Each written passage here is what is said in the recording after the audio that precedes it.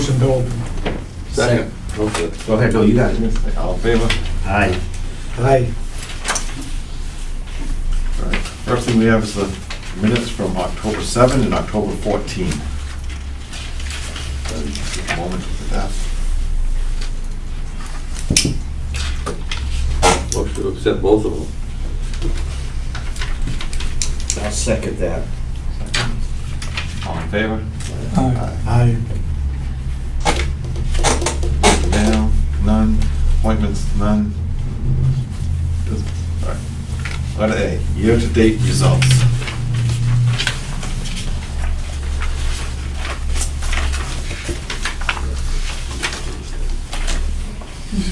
These numbers through October.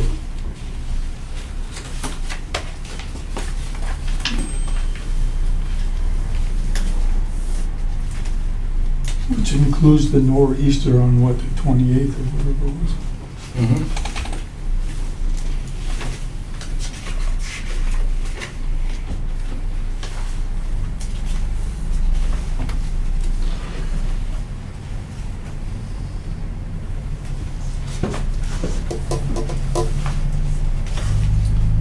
So it looks like we're quite a bit ahead of plan. A little behind last year, which was the banner year, but still well ahead of our plan. Through October, you said? These figures? Through October. And as of today, in November, we're 4,000 behind last November. So we're right on it. But we're ahead of the plan for November. already. Yes, yeah, I'm just, compared to the banner year, we're only 4,000 behind it. But yeah, we've already achieved forecast. That's great. Just some information, at our October 7th meeting, I asked Dana to get, if he could get an estimate of what he would project our year-ending revenue would be based on the results through the first 5, at that time, through October.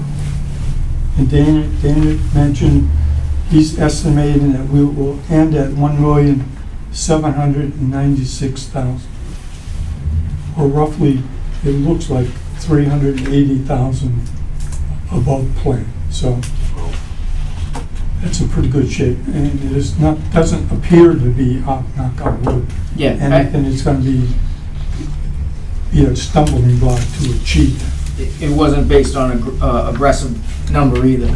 Early spring, yeah. early March opening, it's very similar to what we did, what the plan is Mm-hmm. for April, May, and June. So we're in pretty good shape. Remember that a little further in discussion, we'll be talking about the budget outlook. Keep in mind that $1,796,000. We'll just kind of use that as an estimate of where our cash flow will be at the end of 2028.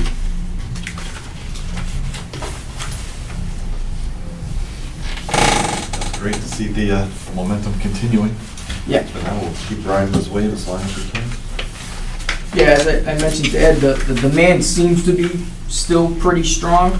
I mean, it has let off a little bit, but that we've had a lot more weather impact this year, and as things open up, kids' sports start up, you're gonna lose a percentage of people here or there that supervise and drive kids and coach kids.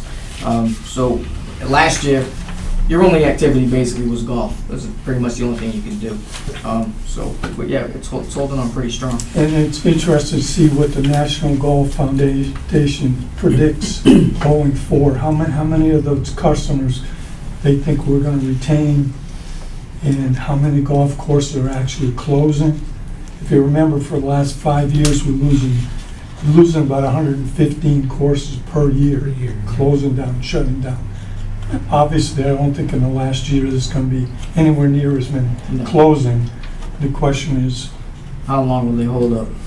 what projection looks like.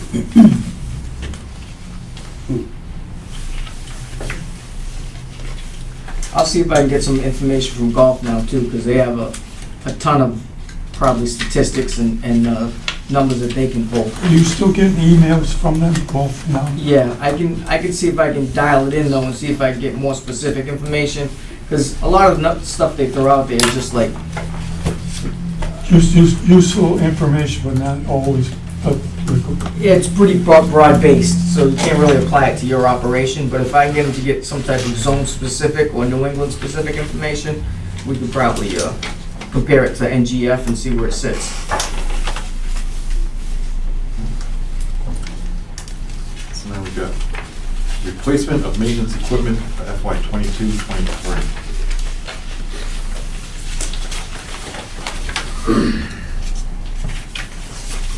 Kind of as a recap, Steve has put together a couple meetings ago a list of equipment that he is recommending we can consider purchasing or leasing.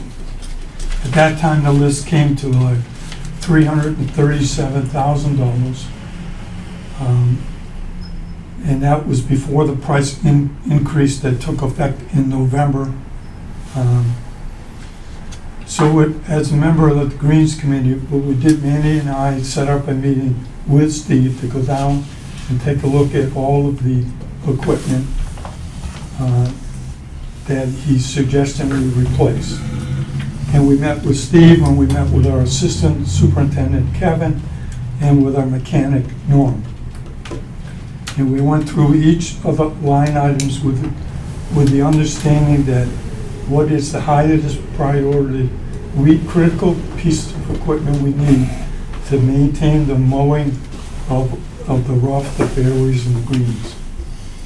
And we went through each of those, and we came up with, on the next page, we came up with a list on the bottom, 1, 2, 3, 4, 5 things that I think we agree are the highest priority for us to Purchase. replace. And the cost of I'll go over those. One is a triplex mower for the greens and tees. Triflex 3400. It was $54,157. Before the price increase, it was $449. Something like that, Steve, 49. Yeah. 50,188. Right. And with that came 3 greens rollers for $98.26. Those are greens reels. So you Reels. can cut reels on them. Different type of reel. And there's a Green Master, which is a walk mower, 26 inches, which the three of Steve, Kevin, and Norm feel was a priority item that we'd probably be best purchasing new, not used. And that had a tag of $16,406. And a fairway mower has a price tag of $61,897.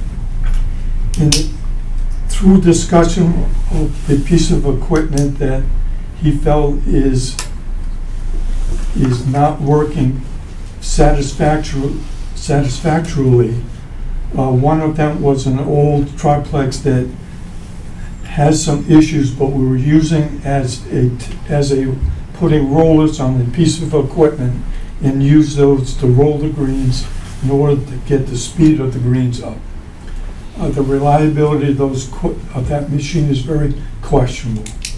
And through discussion, we kind of agreed that let's consider purchasing a new roller, which is that type item, the 1260 roller, for $15,400. So that's the proposal that Manny and I are recommending that we set as the top high priority replacement equipment. It does not mean there aren't other pieces of equipment that are reaching life expectancy of that piece of equipment, or will be extremely expensive to repair or replace items on it.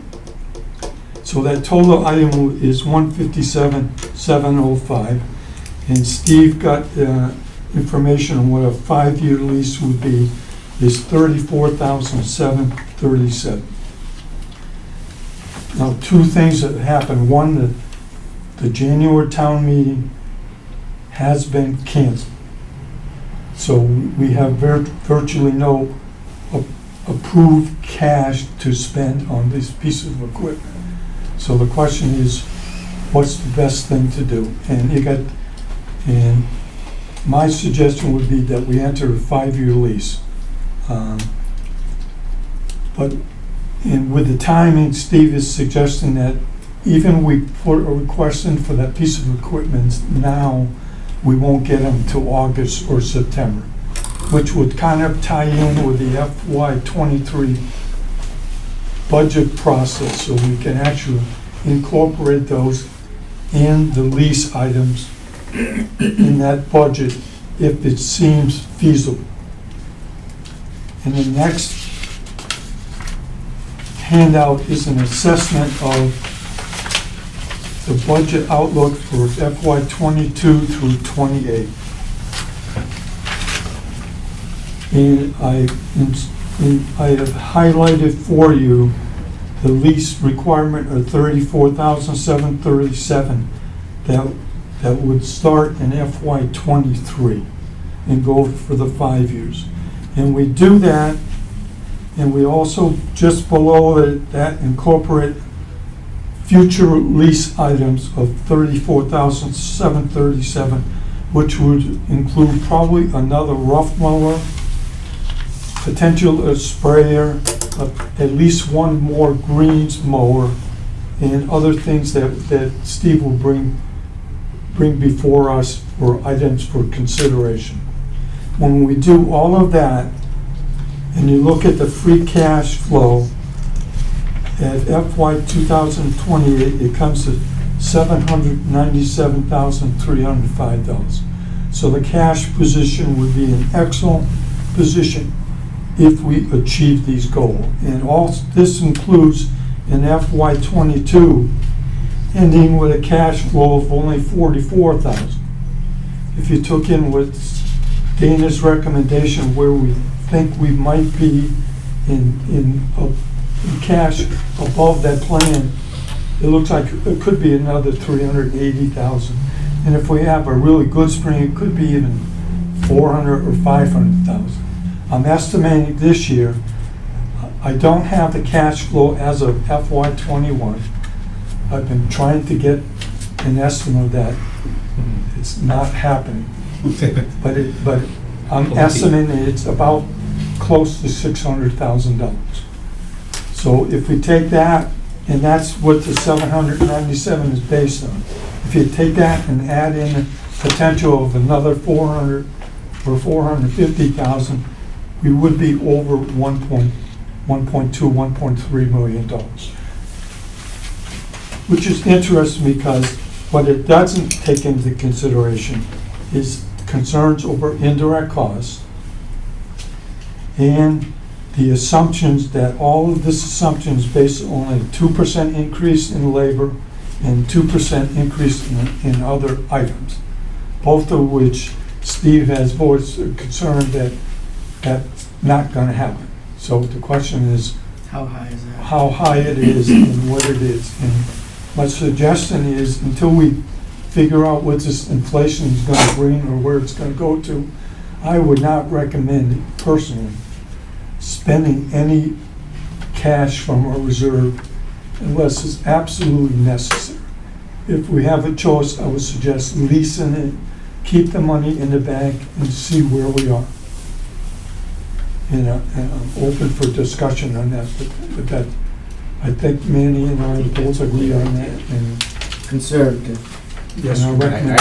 I'd go with you. I think that's a good idea, that we lease and sit on it and see what happens. And it's a good That's really, cushion to be able to absorb the increases in labor and or just general operating expenses if need be. Right, right. If The need be. revenue holds, right, so. Also, too, if something pops up, you still have all that, your enterprise fund, Right. if you needed it. And the other thing, again, if the revenue plan projections can be looked at more closely, we have a pretty conservative projection for revenue, of $1,465,000. So if in fact the National Golf Sound Foundation can't support us increasing those projections, we might be able to deal with some of the issues on labor and other expenses without running a negative cash flow each year. But it's too tough to tell. It's a plan that seems to be viable if we can work it. I think when the time comes, even if we're projecting a quote negative cash flow, part of the explanation of that is say leasing the equipment and spreading it out as opposed to just taking a big hunk out of the savings, say today. Right, just And the be price- prepared to remind people of that in the future when that comes up.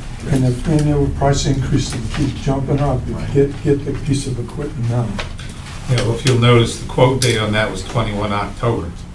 Quotes are only good for 30 days, although I have not been told that the price is going up.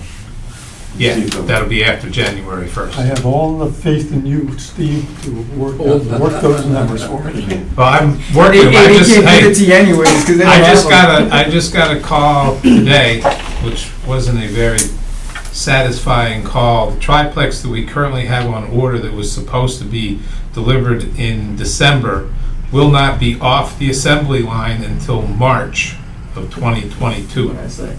But off the assembly line means it's sitting in Wisconsin somewhere, and it has to be transported to Put it on a truck. Turf Products in Connecticut.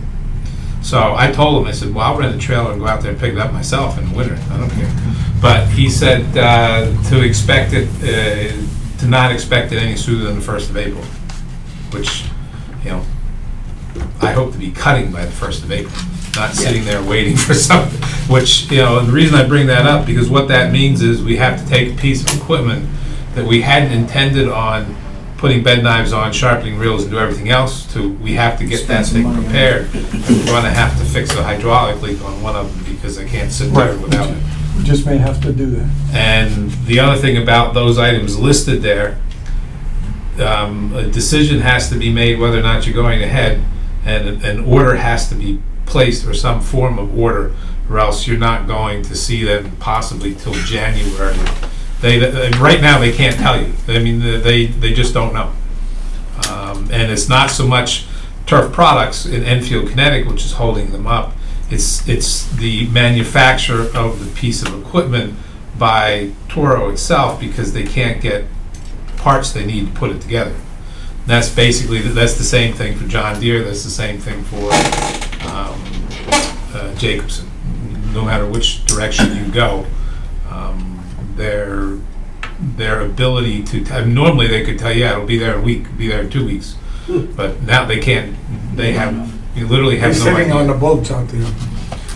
Very well could be, I don't know. I mean, it's a combination of things too. I mean, as far as, I mean, we're all sitting here feeling the same crunch as far as fuel costs, you know, employee costs, and so on and so forth, and they're experiencing it too.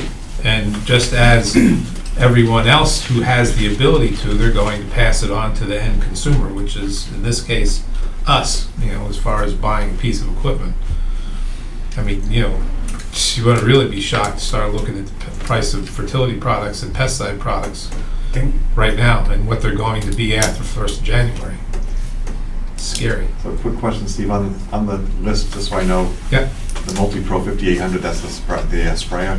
Yeah, the Multi-Pro 5800 Accelerated is a sprayer at the top, Okay. all the way up to And the we're top. looking at recommending the items on table 3. 3, yeah. Yes, right, table. Do we want a motion to go ahead with recommending that we, Yes, because I put one of us on the agenda for the selectmen's meeting on Tuesday. So if we get a motion on this, either you or I will go before them and request them that we agree to order these pieces of equipment with a look that, with the understanding that we either purchases at town meeting, at the spring town meeting, or put it in the FY '23 budget for a lease, for the 5-year lease. But the key is, to Steve's point, get it ordered? we need to order. Yep. I spoke to one of the selectmen, kind of just preset that, and he seemed that sounded like a logical plan, knowing such the long lead time as well, so. Right, and You can pay it off at any time. I mean, you'll. Yeah, we wouldn't, obviously, we're not. Yeah, you gonna- wouldn't- you comes wouldn't in, have we to. Yeah, should you're better off, you know, leasing it right now. Right. So Julie said the process would be, in order to do that, we do need to come before the Board of Selectmen and get them to understand what we're doing and acknowledge that they authorize pre-ordering the equipment. So can we get a motion that we support the items on table 3? I Go before the selectmen for make a application. motion that we pre-order the items on table 3. Second. And pursue a 5-year lease And, Yeah. yes, and recommend. Yeah, recommend. Any other questions on that? Nope. Nothing. All in favor? Aye. All right.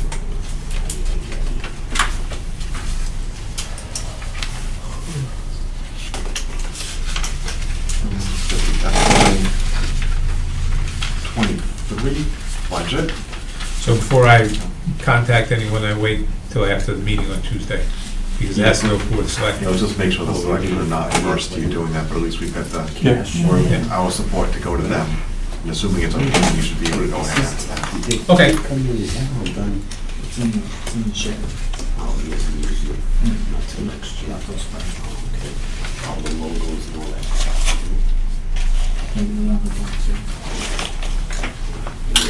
Yes, yeah, FY '23 budget process, the word process, the first time I I said it. am too. I would think it's the Velcro. Yeah. That's what we're supposed to do. Just curious.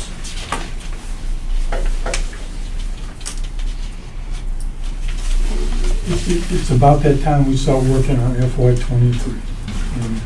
And the steps I think we should be taking. First of all, we need to get an estimate of what Dana sees as is a realistic FY '23 revenue plan. And we obviously blew FY '21 out of the water. And we agreed to be very conservative until we figure out what this pandemic was all about, to keep at the very low end of our revenue projection. But we may need to get a more realistic estimate of what those revenues should look like.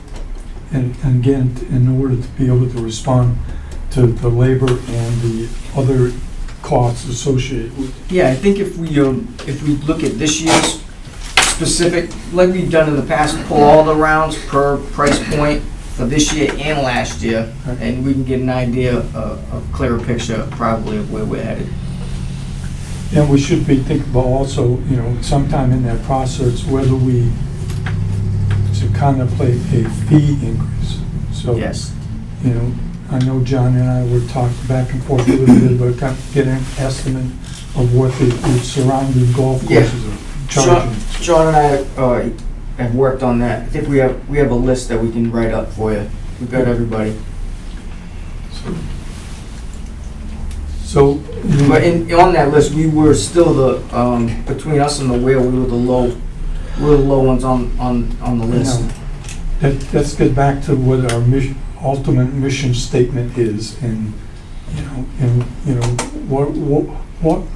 who are we all about? Are we low producer? Are we top end golf course? I don't know. We I need to. think we fall upper mid-tier. I know, but we need to. The town needs to agree Oh, on sure, yeah. what we need to do going forward. But we'll continue to work on those things. One of the what I'm suggesting is that Manny and that Steve and Dana begin working on the FY3 expense line items, and that Manny and I review in detail with both Dana and Steve what those items entail, and that we use zero-based budgeting to come up with a list of items. For example, if you're gonna do rental and lease for maintenance of equipment, go down every item that you think you're gonna need in the next year and assign a cost to it, an estimate of it. We did some of that last year, but because we're trying to balance the expenses to the revenue, we didn't put everything in it. And we kind of use as a background, the reserve, 100,000 reserve to use things. And one in particular is aeration of the fairways. So it's a big expense item because, and we didn't include it on the rental and lease items that was listed as things we will do, but it was kind of between Manny, myself, and Steve. It was something in the background that we knew if we had a good, looks like good revenue was going well, that we would use it. And that, but this time I'd like to go back and catch everything we can. And another example is like the National Golf Foundation, leaving that membership out. Because Dana felt he necessary to drop something out of that line item.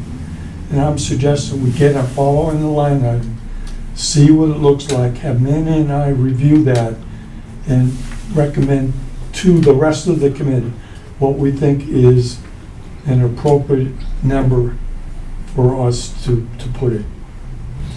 And then, if we're fortunate we have the revenue to justify that, then it's pretty easy to explain to the board of selectmen or at town. So that's basically what I would recommend doing. The question is timing. It always seems like we seem to compress things through the holiday into the new year, and then people are going south and those things, right? Yes, sir. Yeah. So it's a matter of what the timing will be on these things. Should we get revenue projections for next year or the next meeting, or can we do that? Yeah, we can start working on it. I guess it depends when the next meeting is. Yeah. Next week's a good time. Anyway. Any suggestions? Well, last week would have been better. No, that's good. Any suggestions, Mr. Chairman? Am I being too early? Well, I mean, you know, as far as, say, more realistically projecting revenue, I mean, my thought is that we can't project how long this wave is going to continue. So, I mean, and obviously we can't wait till the spring, but, you know, Dana probably could only, I guess what I'm trying to get is like, how much stock can we put on what would the projection potentially be for the following, say, April, May, June? I mean, we don't even know if this coming April, May, June, you know, how that's going to keep trending from where we are now. But certainly maybe we could look at the high months of starting of July through now for next year, and then maybe just kind of ease into the rest of the projection and see what that gets us as a starting point at least. And then, because nothing's going to change between now and January for what the projections could or couldn't be, right? So, you know, so if you start looking at it now, or you wait till January, it's going to be the same thing, because there's going to be no new data to potentially sway what you're projecting either way. So I guess it can't hurt to start now, but I would just think that we can't put too much stock in the following springs. Makes a jump on interest rates, or the market collapses or something, Well, if we put potentially, April, May, and June in as a certain number, that might not work out to that number, but. Right. But I mean, it can't. But at least we can see Yeah, what it no, looks like. exactly, yeah. Absolutely. Right, I what mean, we're doing- like I said, we can pull the data that we have for the last And 2 we years, all get an idea look at where it, we're and at, we can make and put it forward, and then if it falls off, we can go, all right, well, that April, May, and June is not gonna be like last April, May, and June.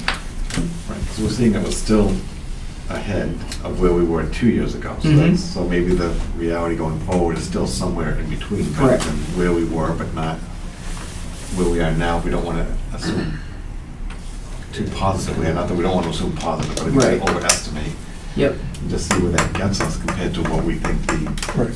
pushing everything else forward for expenses and how those two line up with each other. You know, you mentioned the term zero-based budgeting. I mean, I completely get that, but thinking more of like Steve's side of the operation, it's, almost seems like a lot of that is, information is already there, because you know your programs, your fertilization, the stuff that you outsource. Yes, I used to turn in a detailed budget which had line item and then sub-items under the budget. But then nobody wanted that, they just wanted item cost, so, I mean, because I still keep it myself.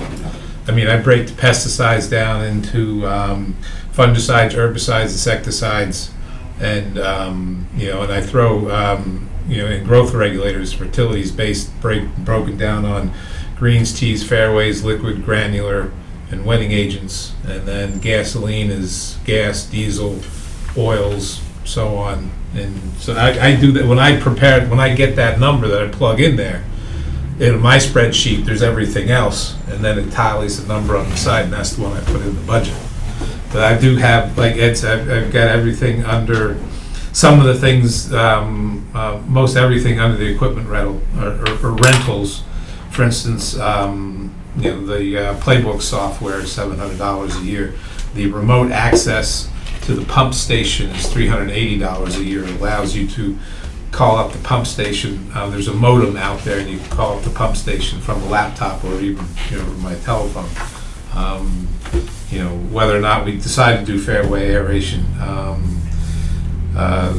Turf Cloud is in there. What else is in there? The $2,400, $2,500 for the annual support program for Toro and NSN. So, I guess the point I was making is that it's a good idea, and I was just trying to say that most of the information is probably already there too, so it shouldn't be too taxing to just No, put it.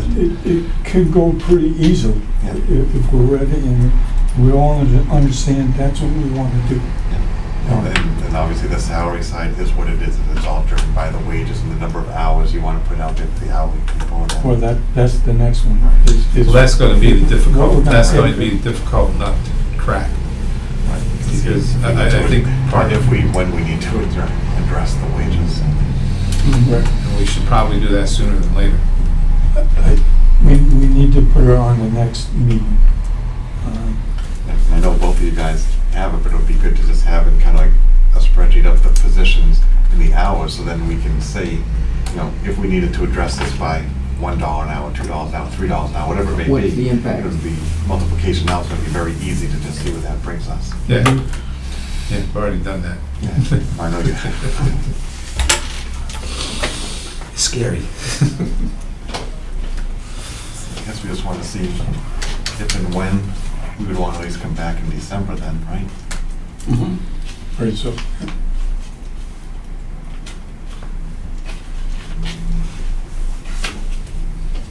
Hey, how about the 24th, so I don't have to go to my in-laws? I know that's on TV.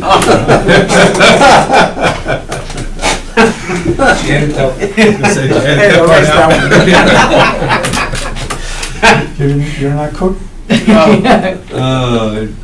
maybe it's on tape. So it's really just 9 and 16. You probably won't have to go now. Don't show up. Especially if you ain't cooking. Open mouth and serve full. That's December 9th or 16th, that's Thursdays? Yeah, it's December 9, what? 16, 23, so I was on doing 20. Probably the 16th. Or you want to do it just at the 9th? 16th. The 16th, Yeah, 16? here? Or the 16th? Sure. 4:30? 1:30. What day is Christmas on? Christmas is on is a Saturday. Oh, it is? 25th is a Saturday. Certainly is. So what's the following Thursday after that? 30th. Thursday. So we can do the 16th, if we Make need the to, platters. we can do the 30th. 16th and 30th, possibly, just, 2 meetings? well, I'm just Or you getting going a either feel way? for, if we do the 16th, and with the anticipation that we may want to regroup on a 30th to see.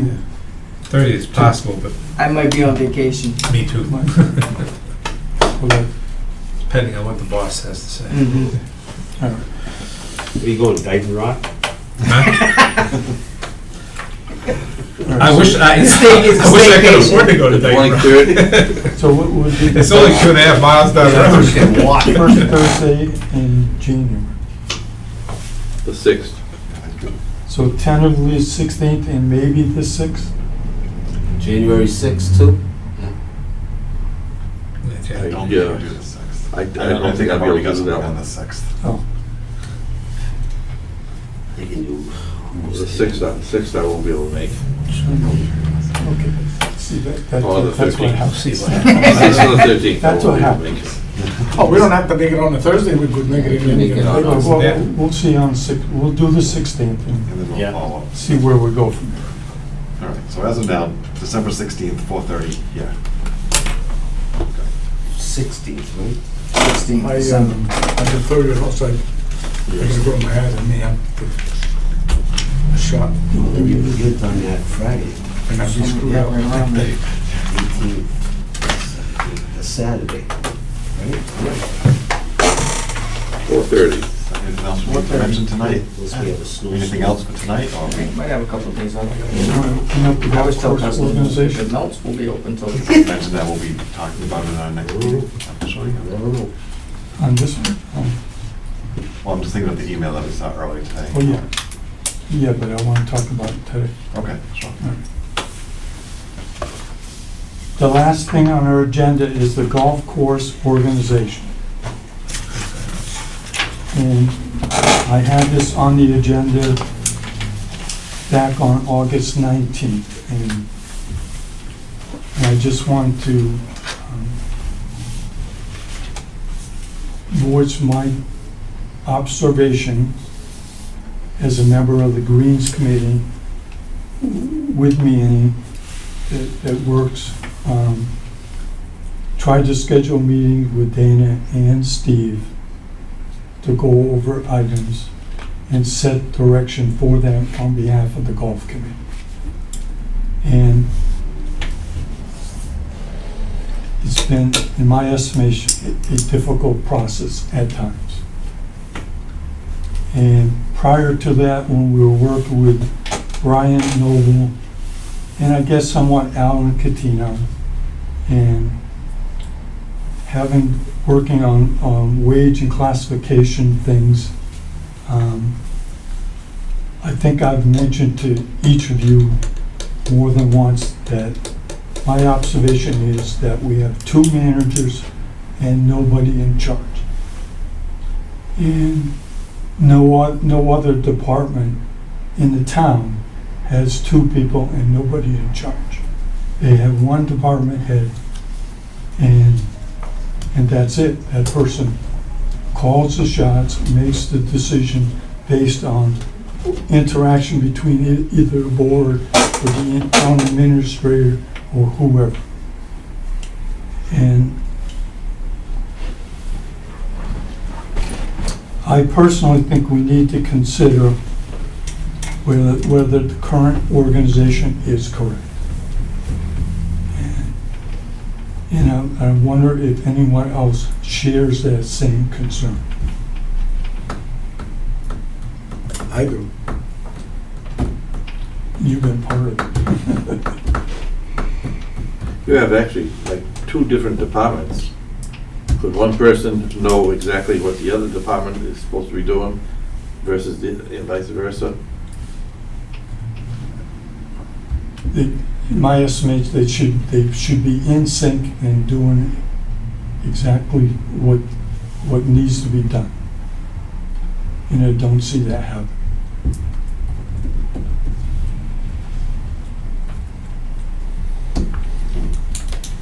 So my recommendation is that we plan on going to an executive session sometime in the near future, maybe even next meeting, to have a candid discussion on whether we have the correct organization or not.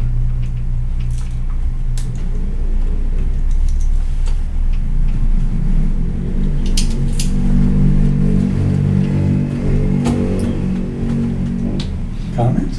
Something I gotta think about.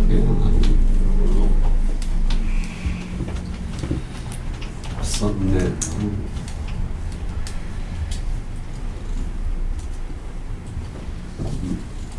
Well, you either have one or two direct, if you look at regular club function, you either have the model where you have one person who's basically the general manager, but he's responsible for the financial well-being of the club, and he has separate managers underneath him. A golf professional, usually a head chef or maitre d' or someone in that fashion, and then a superintendent. Or you basically have something similar to what we have, unless of course you have a single owner. If you have a single owner, then everybody reports to the single owner. In the past, prior to me becoming an employee of the town, I had to, not only did I had to report to the golf committee, but I also had to do what Environmental Golf and Valley Crest told me I was supposed to do. Now, I always assumed that, since we were town employees, the town administrator was the person who basically instructed you on what to do, when to do, how to do it, and where to do it within your department. I mean, the other departments, you have a head and you have a couple basically assistants underneath them that help them. You don't really have two separate entities in any one department in town, because, like we do, because we have two separate entities to the one functioning machine. I mean, yes, in time, And as Steve and I had this conversation just the other day, my job and his job work opposite one another, just the dynamics of it. My job is to push out golfers, and his job is to get the course as pristine as can be. And those two, we work together to get that done. However, those two tasks, those two responsibilities pull in different directions. I think you could improve on what you're reckoning in, or looking at, by possibly having more structure or organization as far as your planning goes. We're basically, most of what I do is basically at the whims of the weather. I know ahead of time, I've got a schedule ahead of time of when I'm going to do things that could possibly interrupt golf, which might be aeration, fertility, like tomorrow, blowing out the irrigation system. We could try to put those on a schedule and make people more aware of them. We have some outings that, they're great outings, but geez, they're not very organized. They never get back to you the day before you're going to have an outing. They don't even tell you how many people they're going to show up with. We've had Very several. rarely do we have Monday an they tell outing you- with an accurate count. Yeah.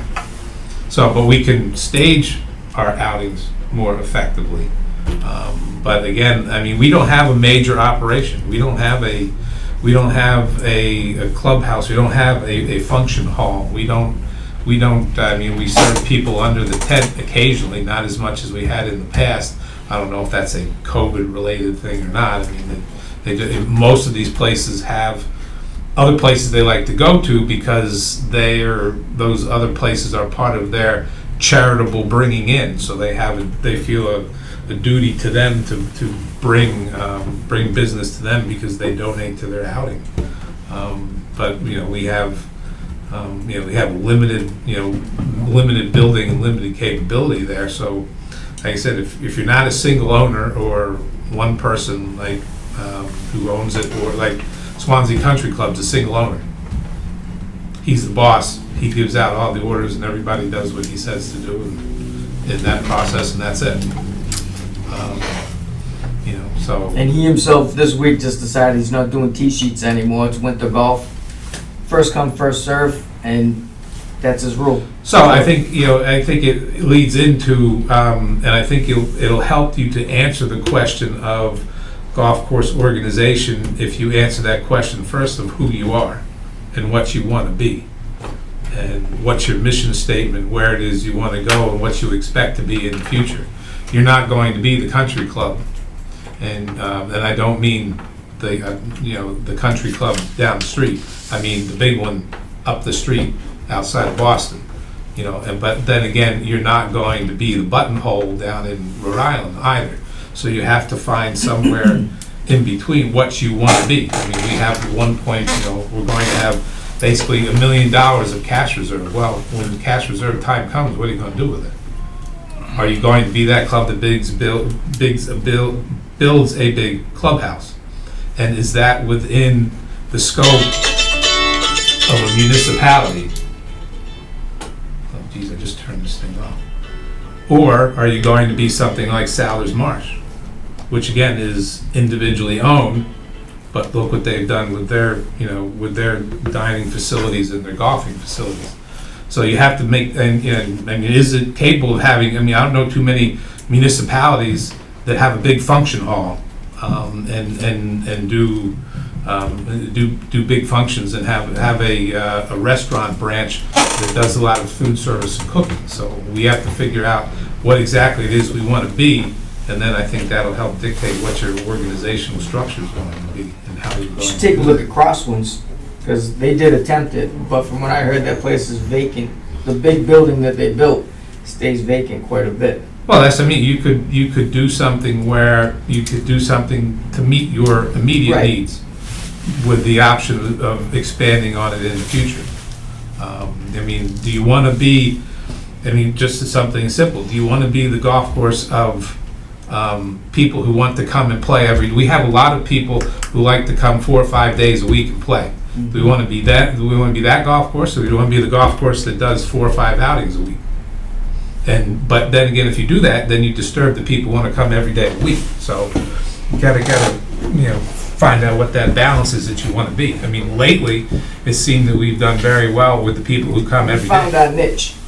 Because Well, they we keep found on. a niche, let's put it that way. Should we comment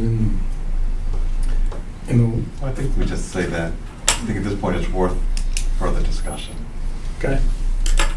I make a motion that we consider executive session at our next meeting.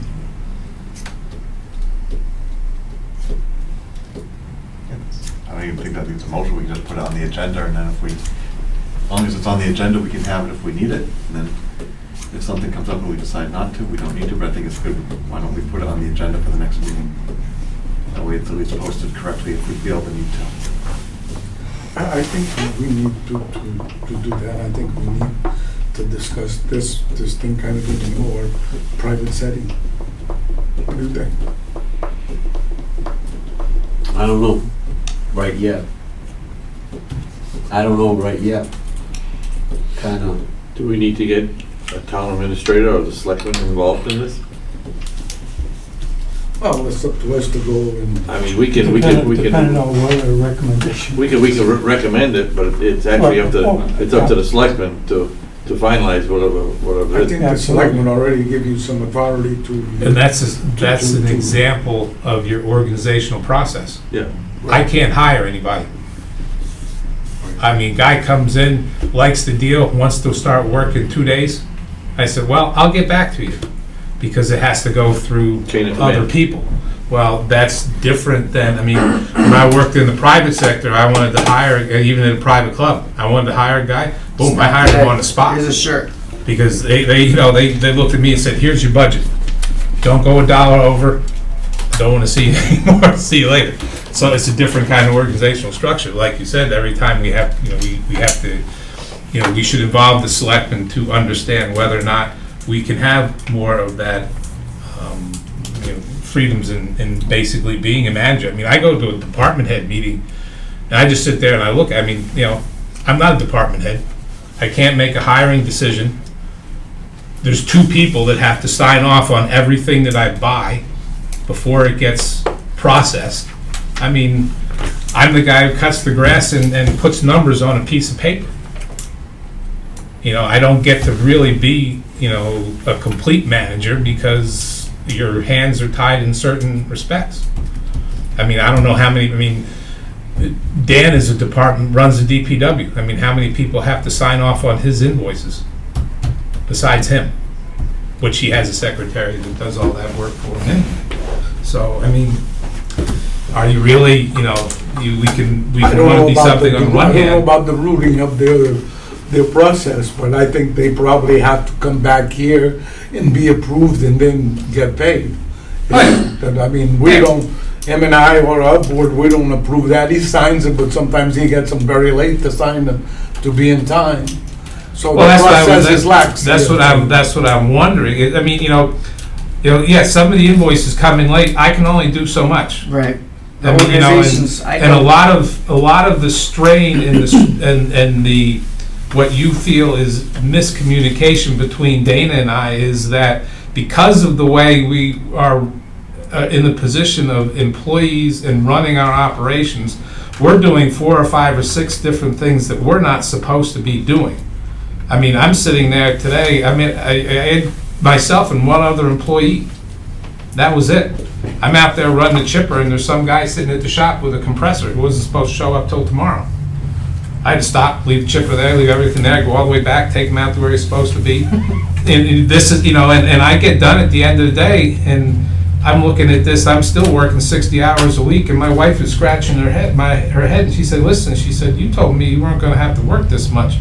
I don't wanna see you bringing work home and doing town of Acushnet invoices at the dinner table. She put the foot down and said, I don't see it no more. And it's, and that's the only time we get to do it. So some of them might come in late, and some of them might be early, but then they don't get signed. I mean, I don't know. I mean, you have a Yeah, they have a department. different cycle upstairs now than they used to. Yeah, that cycle's a little bit different too. So But I The think- results of us talking about this may be no change, right? Doesn't necessarily mean that any Yeah. change is going to come about either. So I mean, but it's certainly worth at least you air potential it. discussion about it, and see if anything needs to be recommended. So I think we go that route, we'll put it on the agenda for the next time, so at least it's there. Okay. Will do. We picked our date for the next meeting. There 16. is no executive session tonight.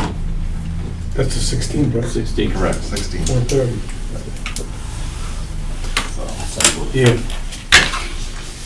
I drove to the parking lot. I said, 18. I was thinking the meeting was there, I'm like, there's nobody here. No, it's. There's no lights on, nobody there. The light that was there all day, but So, or at night is, today was dark there. so Byron, anything else? I guess we'll need a motion to Motion to adjourn. adjourn? Motion to adjourn. Motion. Second, all right, all in favor? Aye. Aye. Good night, thank you.